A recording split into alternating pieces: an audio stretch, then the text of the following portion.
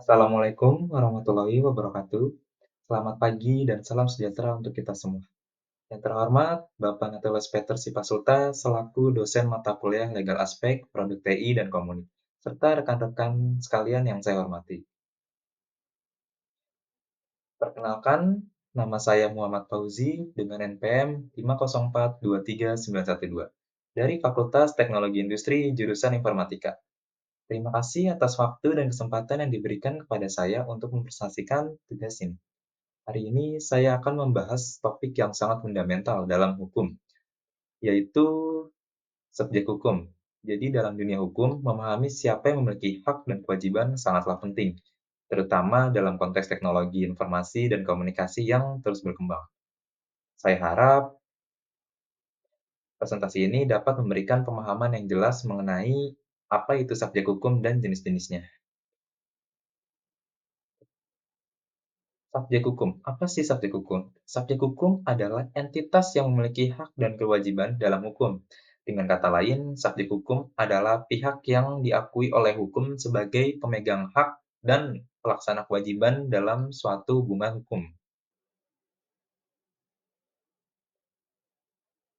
Oke, selanjutnya adalah dua jenis utama dalam subjek hukum. Yang pertama adalah perorangan. Subjek hukum perorangan adalah manusia individu yang dianggap mampu melakukan perbuatan hukum. Setiap manusia secara otomatis menjadi subjek hukum sejak lahir hingga meninggal dunia. Contoh hak dan kewajiban subjek hukum perorangan. Haknya yaitu memiliki harta benda, menerima warisan, mendapatkan perlindungan hukum. Kewajibannya yaitu membayar pajak, mematuhi hukum, serta menepati perjanjian. Selanjutnya adalah badan hukum. Subjek hukum badan hukum adalah organisasi atau institusi yang diakui sebagai entitas hukum.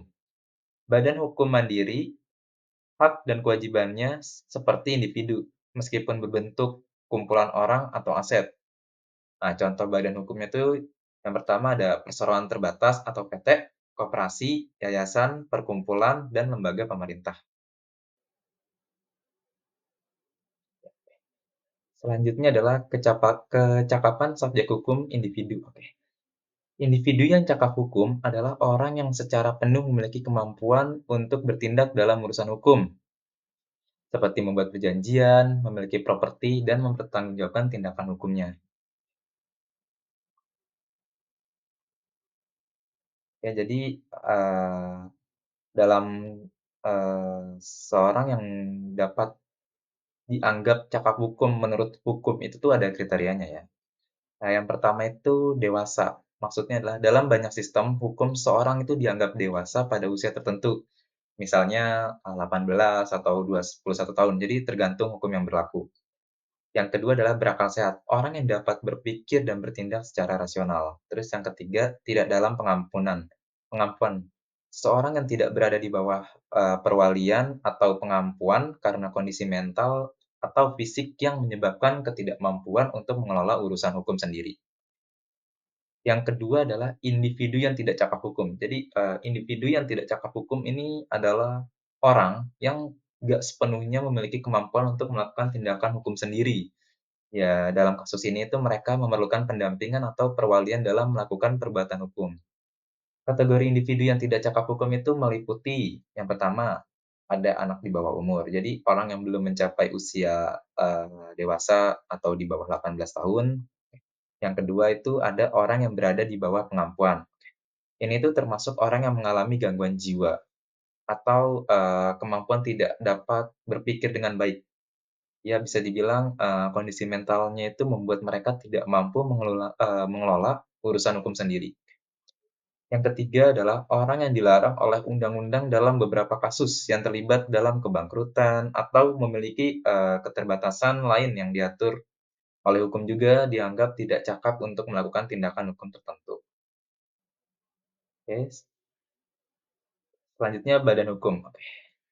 Ada 2 jenis utama dalam badan hukum. Oke. Yang pertama adalah badan usaha milik negara atau BUMN. Jadi badan hukum BUMN itu adalah badan hukum yang dimiliki sepenuhnya atau sebagian besar oleh negara. BUMN didirikan untuk menjalankan kegiatan bisnis atau usaha dengan tujuan memberikan pelayanan kepada masyarakat serta peningkatan pendapatan negara. Ada beberapa karakteristik, utama BUMN. Yang pertama adalah, kepemilikan oleh negara. Modal utama BUMN ini berasal dari negara dan keuntungan yang diperoleh biasanya disetorkan juga ke kas negara. Yang kedua, itu tugas melayani publik. Selain bertujuan komersial, BUMN seringkali memiliki misi untuk, melayani kebutuhan publik seperti listrik, transportasi, dan air. Contoh perusahaan BUMN tuh seperti, PT Pertamina, PT PLN, dan PT Kereta Api Indonesia. Yang kedua ada badan hukum swasta. Jadi badan hukum swasta itu badan usaha yang didirikan oleh, individu atau kelompok swasta, tanpa keterlibatan negara dalam kepemilikannya. Jadi tujuan utama badan hukum swasta itu mendapatkan keuntungan bagi pemiliknya. Ada beberapa karakteristik, badan hukum swasta. Yang pertama, kepemilikan oleh individu atau kelompok swasta. Jadi modal badan hukum swasta itu berasal dari pemilik saham atau pendirinya, yang bisa berupa perorangan, perusahaan lain, atau investor. Yang kedua adalah berorientasi pada keuntungan. Fokus utama badan hukum swasta itu adalah untuk mendapatkan keuntungan melalui kegiatan bisnis. Contoh badan hukum swasta yang pertama, perusahaan swasta seperti, PT Astra, terus PT Unilever Indonesia, dan lain-lain. Oke, ini adalah, 5 sumber referensi yang saya pakai untuk membuat presentasi kali ini.